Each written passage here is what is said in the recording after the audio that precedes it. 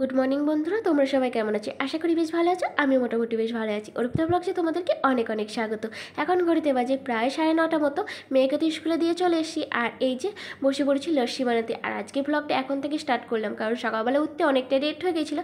আর মেয়ের স্কুল থাকলে সকালবেলা লেট হয়ে গেলে উঠতে কতটা তাড়াহুড়োর মধ্যে থাকে তোমরা সবাই জানো। তো চলো লস্যিটা বানিয়ে আমি একটু খেয়ে নিলাম। লস্যিটা কিন্তু অনেকটাই ভালো হয়েছিল। তারপর টান করে চলে এসেছি আর পুজো টুজো বানিয়ে করে নিয়েছি। তারপরে বড়মশাইকে একটু খাইয়ে দিচ্ছিলাম, আর ও খেতে খেতে অনেকটা লজ্জা করছিল। তো যাই হোক, লজ্জা করলে হবে না। তারপর চলে গেছি রান্নাঘরে।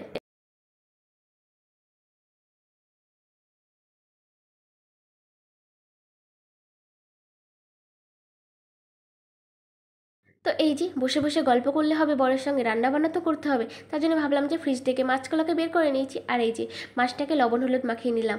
এমনভাবে মাখাচ্ছি মনে হচ্ছিলো যেন মাছেরই গায়ে হলুদ হচ্ছে। তো যাই হোক, তো চলো মাছগুলোকে লবণ হলুদটা ভালোভাবে মাখিয়ে নিই।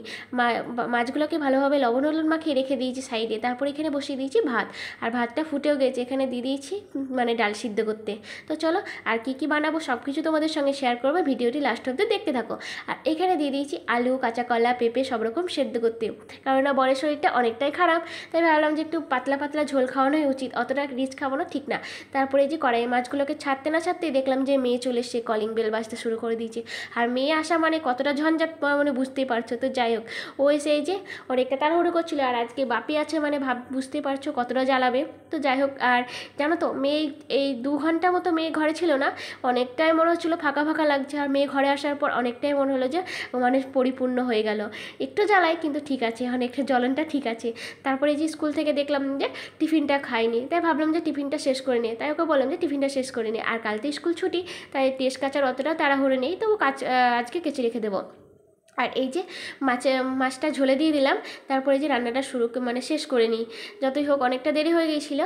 আর এই যে এখন বাজে প্রায় 12:30 মতো, আর আমি রান্না করেছি, ভাত করেছি, এখানে করেছি পাতলা ঝোল গোলমরিচ দিয়ে, আরও অনেক কিছু করেছিলাম। আর এই যে মেয়েকে খাবার দিয়ে দিয়েছি। আর তোমরা তো জানোই আমরা যেটা খাই সেটাই আমি মেয়েকে খাওয়ানোর চেষ্টা করি। আর এখানে আছে একটু চিকেন, কারণ দিদিভাই দিয়েছিল চিকেন রান্না করে। আর তোমরা তো জানোই যে দিদিভাই যেটা রান্না করে সেটা আমাদেরকে দেয়, আমি যেটা রান্না করি সেটাও দিদিভাইকে দিয়ে না দিয়ে খেতে পারি না। তো যাই হোক, তারপরে ভাত ঘুম দিয়ে নিয়েছিলাম। ভাত ঘুম দেওয়ার পর একটু দেখলাম যে পার্সেল এসছে। তো এই যে পার্সেলটা কি মানে মেয়ের জন্যই। তো সামনে তো মেয়ের বার্থডে, তার জন্য দিদিভাই এই জামাটা আমার মেয়েকে গিফট করেছে। তো কেমন হয়েছে একটু কমেন্ট করে বলবে। আর দিদিভাইকে অনেক অনেক থ্যাংক ইউ, জামাটা অনেক সুন্দর হয়েছে। তারপরে বিকালবেলায় বেরিয়ে পড়েছিলাম। এখন বাজে ঘড়িতে প্রায় 6টা মতো। আর এই যে এটিএম চলে গেছিলাম, কারণ মার্কেট করতে গেলে এটিএমে টাকা তো লাগবেই। তো যাই হোক, এটিএম থেকে টাকা তোলার পর মার্কেটটা করে নিয়েছি। তারপরে খুব খিদে নিয়ে গেছিলো সন্ধেবেলাতে আমার আর মেয়ের। তো তাই ভাবলাম যে রোল খাওয়া যাক। আর এখানে রোলটা অতটাও ভালো খেতে না, তবুও এই যে মেয়ে তো খেতে পারছিল না, আমি 2টো রোল কিন্তু খেয়ে নিয়েছি। আমার তো বিশাল মজা হয়েছে, তাই না? তারপরে এই যে চলে এসে সোজা ফুচকা খেতে, আমি না মেয়ে খেতে চলে এসেছিলো ফুচকা। তো যাই হোক, আর মেয়ের পাতে আমিও 2টো খেয়েছি, খাইনি বলবো না। তারপর সোজা রুমে চলে এসেছি। রুমে চলে আসার পর বসিয়ে দিয়েছি দুজনকে পড়া করাতে। মেয়ে পড়া করছিল, ব্যাপী পড়াচ্ছিল। তো যাই হোক, ওরা তো পড়াচ্ছে, আমাকে কাজ করতে হবে। আমি তাই এখানে ভাত বসিয়ে দিয়েছি, আর এখানে সেদ্ধ বসিয়ে দিয়েছি। আজকে ভাবলাম যে মানে সেদ্ধ সেদ্ধ ভাতই খাবো। আর এই যে মেয়েকে খাওয়াতে শুরু করে দিয়েছি।